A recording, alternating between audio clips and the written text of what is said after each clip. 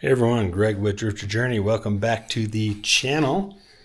Today I'm going to talk to you about some of the overlanding accessories that we purchased to make our camping more enjoyable.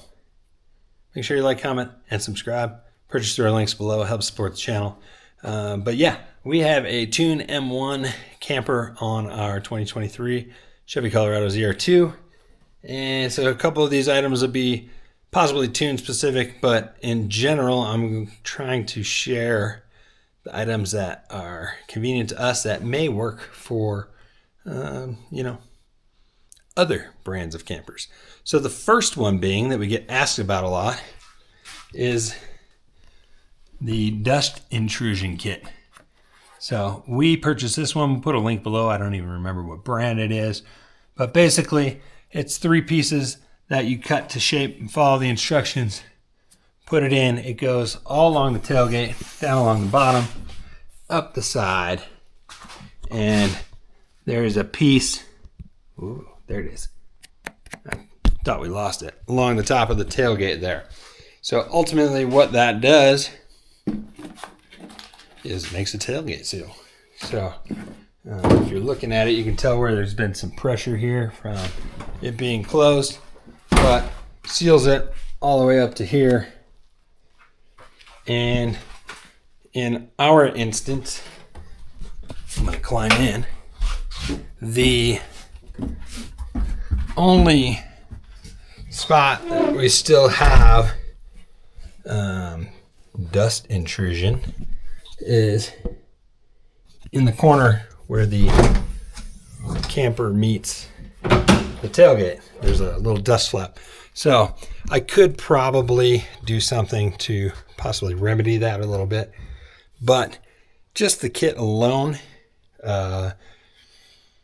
made it really a non-issue for us. If you're worried about dust getting in, yes, a little bit will still get in, but I'll try to put a clip up. We drove, I don't even remember where we were. We were dusty, and I have a clip at the end. Oh yeah, we're going to some hot springs in Nevada. It works well. There's a technique. You got to do it kind of at the same time. I mean, That's come on. Amazing. That's not bad at all. Yeah.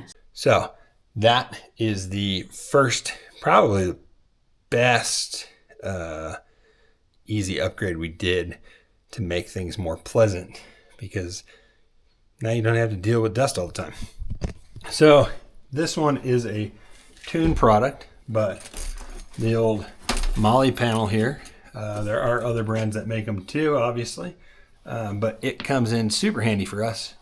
We put our paper towels on it with just a strap.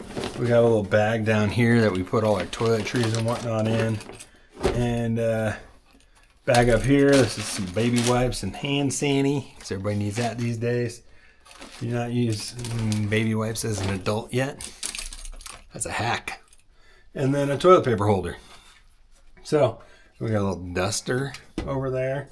And then we actually drilled some holes in it and mounted our solar charge controller on the outside of it, so we can plug in our portable solar panel to that, which is probably one of my other favorite things, is portable power, because then I can park in the shade or just not have it plugged in. I didn't have to put a panel on the ceiling, and I can just put it aimed at the sun whenever need be. What else? Can do a safe. We got a V-line safe that we do to keep our important things in when we're away from the rig. We did some bed stiffeners. I made a video about them just to support the weight of the camper. And the latest upgrade up here on the ceiling, this is a Tune specific, but it's a Starlink Mini Mount. And you can loosen it, slide the handle out, pull it out, so I can move it outside, take it out really easily. We're just leaving it in because I don't need it out right now. On the Tune, it does beam. I'm going to call it beaming, but it does beam through the ceiling and work while you're driving. So we set it up on the $5 standby plan, which is enough to stream music and make phone calls, seems like so far. And that means we have tunes and phone, email abilities all the time, basically. So I have a 12-volt plug here. This one is from GoFlux.